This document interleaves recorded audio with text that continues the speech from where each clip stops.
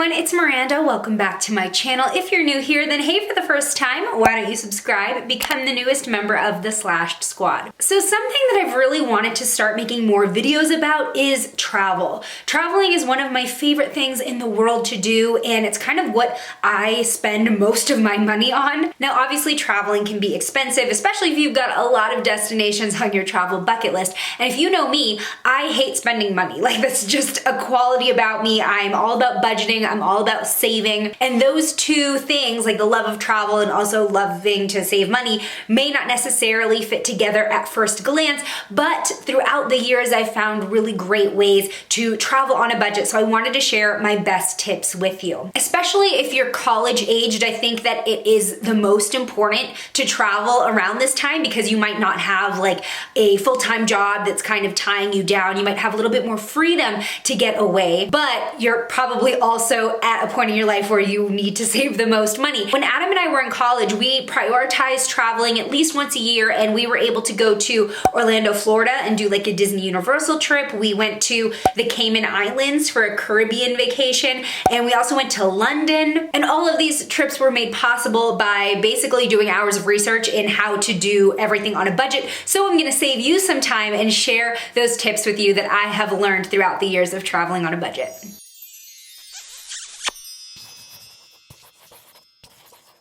Okay, first tip, very obvious, but go ahead and set up a travel fund for yourself, whether it's literally a piggy bank next to your bed or, a separate savings account at the bank. Getting in the habit of saving and just putting your money physically somewhere else where you're not likely to spend it on whatever is very helpful. One of the easiest and quickest ways I've found to save money for traveling or any other purpose is stop eating at restaurants as much or even fast food. Even if you swap 3 restaurant meals a week for cooking yourself, you can cook something super easy like chicken breast and vegetables and potatoes. You'll be saving so much money, you'll be so surprised with how quickly those savings build up. There are also options usually that are linked to your debit card that every time you make a purchase with your card, it will round up the purchase and save whatever like the extra cents were, or you can even make it save like $1 extra per purchase you make with your debit card. I highly encourage you to check that out if that's a feature that your bank provides. That's one way that Adam and I, even still to this day, save just extra play money for when we go on vacation. Okay, when it comes to actually booking your vacation, obviously the most expensive part is usually the airfare and hotel. And this is kind of where you have a lot of room for overpaying or saving a lot of money. So tip number 2 is take some time to compare vacation packages with a la carte options.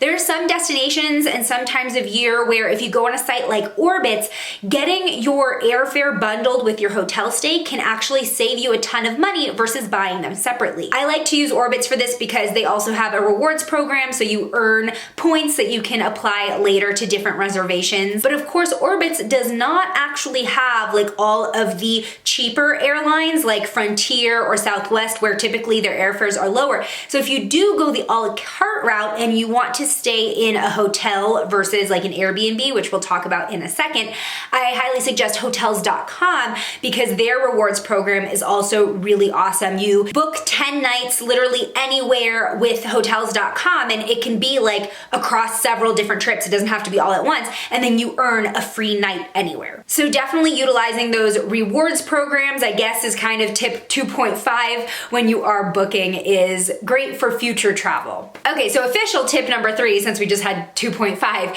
use Ebates or similar cashback sites. So these are getting more popular now that you hear a lot about them on YouTube, but I've actually been using Ebates for like over 5 years. I've earned over $500 getting cash back on, a bunch of different sites, just my normal online shopping. This is not sponsored, by the way. Like, I literally use them to earn play money. So Ebates offers cash back on a lot of different travel sites like Travelocity, Hotels.com, Expedia. So even if you do score an already great deal on these sites, you can get extra cash back off of your booking with Ebates. It's a browser extension. It'll pop up in the corner whenever you're on a site that has cash back available. And obviously it works on a bunch of other sites as well, not just travel. So if you just do your normal online shopping and always make sure that you activate your Ebates cashback, you can end end up saving, extra money to put into that travel fund. And if you're not already an Ebates member, use my link in the description because it'll start you out with $10. My next tip, if you have the flexibility, try traveling midweek to your destination. Traveling on the weekends, Friday, Saturday, Sunday, is pretty much always going to be more expensive than getting somewhere on a Tuesday or Wednesday. So if you have that flexibility, that can save you like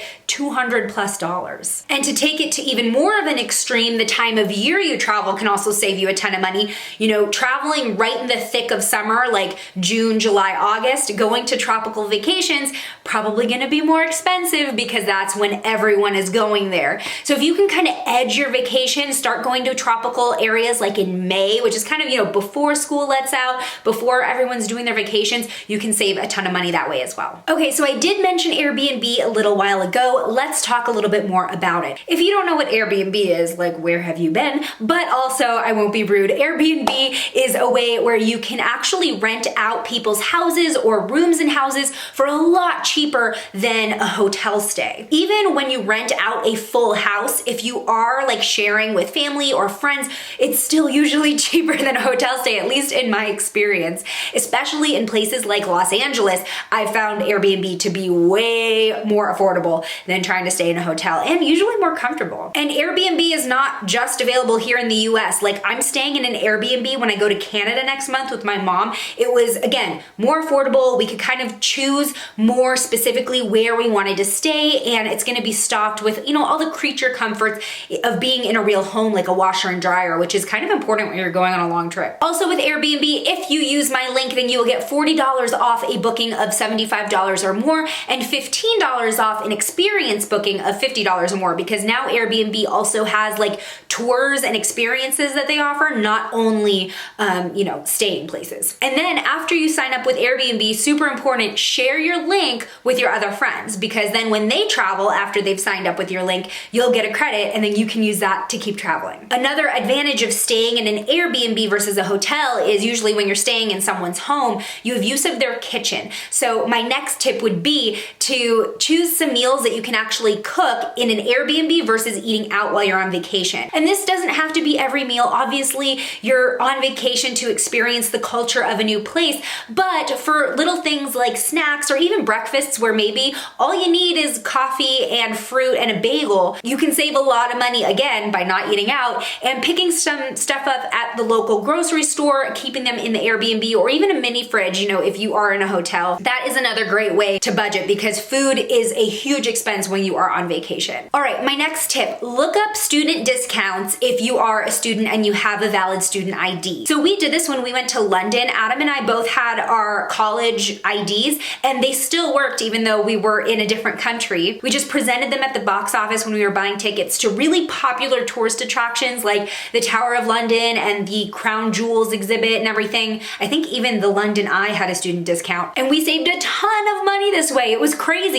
We didn't even think about it going there, but I was like, you know what? I'm gonna show them my student ID and just see what happens. And we never ran into any problems with the fact that it was an international student ID. And you can usually look up ticket prices to different attractions online before you go, and you can see if they do offer student ID discounts. My next tip, good old Groupon. So Groupon has a really great travel section, and I feel like they're kind of underrated. So not only do they have deals on just like hotel stays, which is great, but they have these huge vacation bundles that are really affordable. Adam and I actually did a Groupon getaway for our honeymoon. We spent 16 days in Thailand. It included airfare, it included 2 meals a day, and all of like the experiences, like the tickets into things. And I think we both spent maybe $1,200 on that, $1,200 or $1,400. Either way, it was awesome, completely led tour from Groupon. So definitely check that out. And also, if the country or city that you're going to has their own Groupon site,